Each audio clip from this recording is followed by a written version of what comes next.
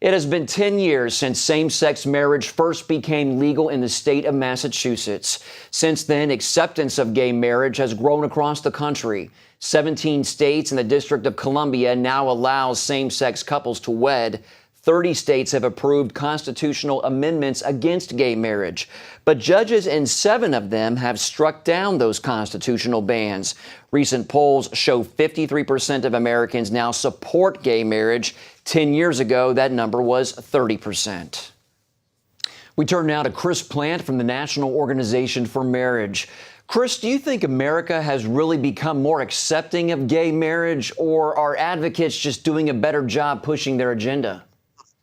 I think they're doing a better job pushing their agenda. Let's look at the country as a whole, where 31 states have still defined marriage as one man and one woman by a popular vote.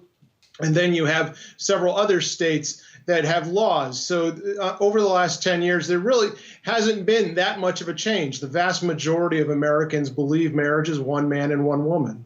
Well, what are the most significant societal changes that you've seen in the 10 years since Massachusetts legalized gay marriage?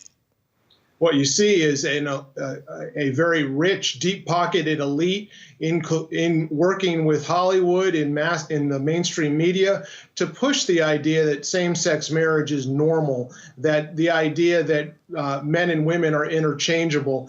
And so you have an agenda, a radical agenda to push this social experiment on all Americans. And yet Americans have stood firm for the most part, and the vast majority of them still stand for marriage as one man and one woman, despite the effort of mainstream media and these deep-pocketed elites. Chris, do you think it's inevitable that gay marriage will become a norm in America? Not at all. It's not inevitable at all. Again, we still have the vast majority of states defining marriage as one man and one woman. And in many cases, and actually most cases where marriage has been redefined, it's either been by legislatures imposing marriage, same-sex marriage on a state, or even worse, by radical judges doing that. The news and the headlines sound ominous, but what we actually have right now is a wave of radical judges who are misinterpreting the DOMA decision from last summer and imposing their own opinions on whole states. Well, how can advocates of traditional marriage get their message out there and fight against these judicial activists?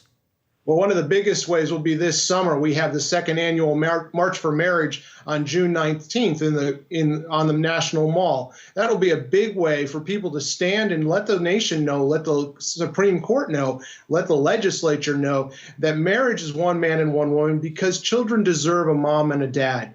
And there's no way around that. And so we are hoping, the National Organization for Marriage is hoping to get tens of thousands of people on the mall this year to march for that, or to take part in a virtual march in their own cities. Okay, Chris Plant of the National Organization for Marriage. Thanks, Chris, for your time today.